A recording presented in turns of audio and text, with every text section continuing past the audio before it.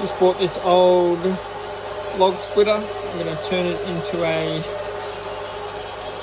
press for making Damascus, I suppose, Damascus knives.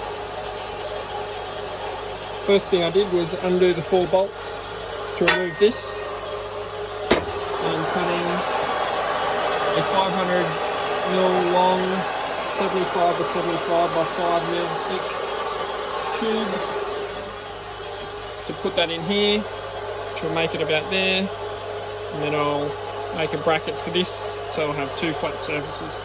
I've cut a 75 by 75 by 5, and I've cut a 150 long there. Sorry, this one's 500 long, this one's 150 long. I've also taken a notch out of there so it can fit on there without any problems. So I've cut 10mm plates for the middle. I've cut a plate for the end, and my 75 was a bit too narrow, so I've cut a spacer. It's 5mm and 5mm there. I'll keep on making. So I've bent a 100 by 100 right angle bit of RHS. It's about 6 or 7mm thick. I just bent it on my leg vise, but if you've got heat, you can heat it up and bend it a bit better. I've just done it to about the same angle as the splitting bit there.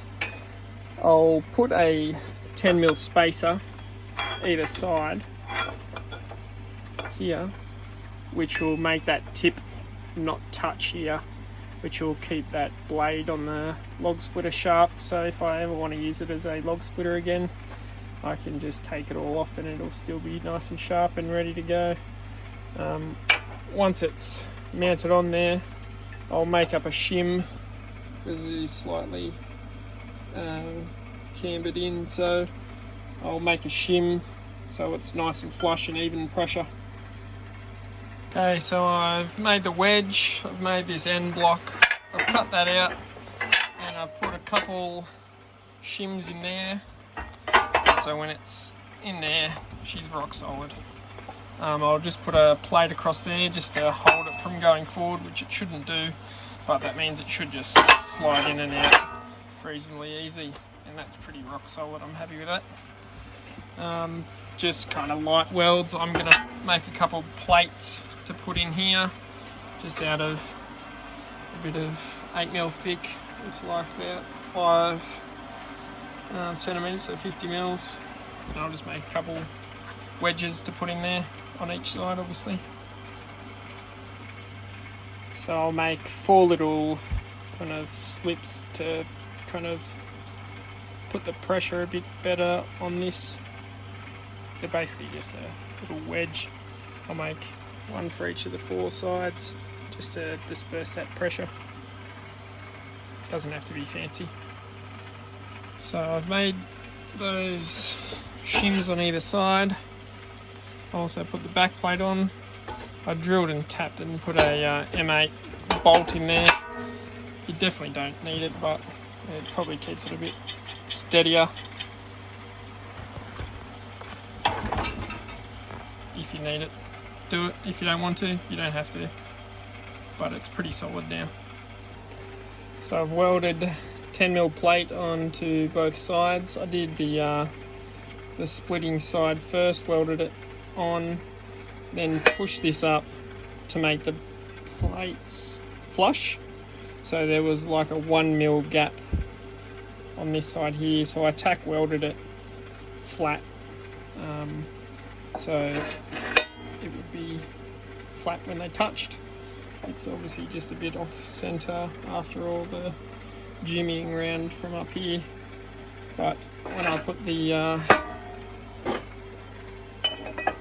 plates in there, they should hopefully touch flush rather than having off camber plates. So I've made 4 little holders. I've basically cut a square RHS in half and then shorten the edge for the arm, and then cut a 100mm plate that'll sit straight in there, and then I'll put my, I don't know what you call it, on top of that. I'll do the same for the other side. I've just rounded the edges a bit here just because of the roundness of the RHS, but it fits in there pretty snug. I also used a thin bit of brass as a shim when I welded it in there to make sure it wasn't too tight. Now for that side. So I've made this side up, which is the side that moves. I've made two of my dies, I suppose you could probably call them. I've rounded the edges, kind of like a loaf of bread on both of them, only so you don't sharp edges on your billet when you're forging. I'll weld them up next. Well, I'm getting pretty close. I've got my dies, just need to drill some holes, put my shims in, and I should be able to fire it up tomorrow. So all the steel work is done. I've got some shims in there to make it sit right, but my next problem is with the one I've got, you need to pull this down and push the button at the same time to make the ram go out. So I've put a chain on there and my finger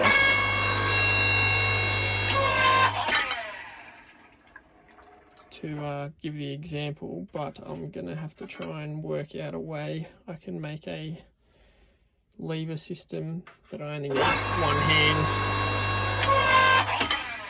to do those two actions. So that needs to come down and I need to press the button, and then they both need to release for the ram to go back. Yes, I will try and work out that over the weekend. Well, I made a more simple than needed device. It's just a stick with a hole. Put it in there like that. I had to cut the guard out here to fit it in and just put a little lip on the end of that to kind of stop it rolling off itself, but it's reasonably easy. Push it down, the button and the handle goes in, let it go, goes down. Simple as that.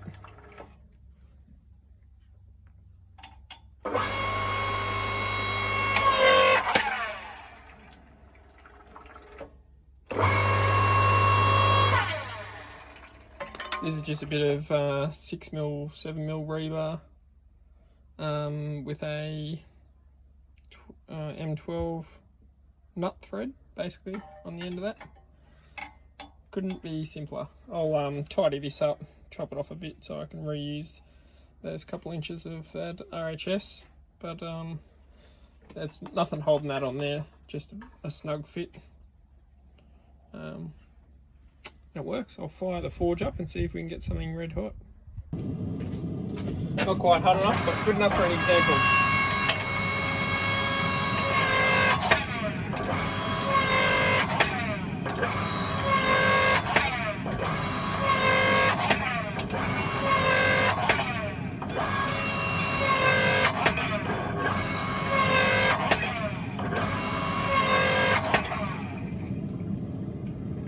Beats a hammer anyway.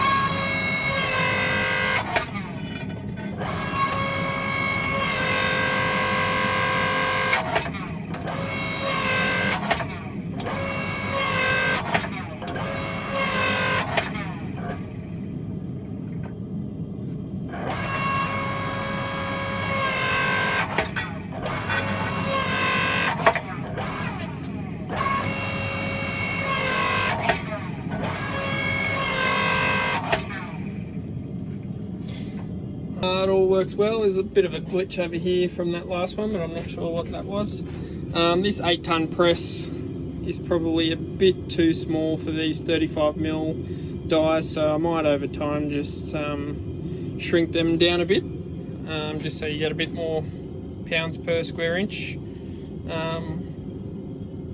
But other than that, I think she's done. Give her a lick of paint, and it beats hammering.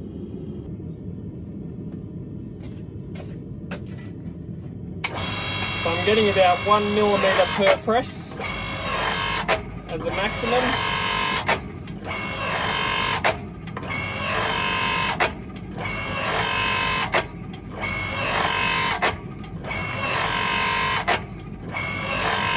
Basically take about an hour to do 5 centimetres of drawing out.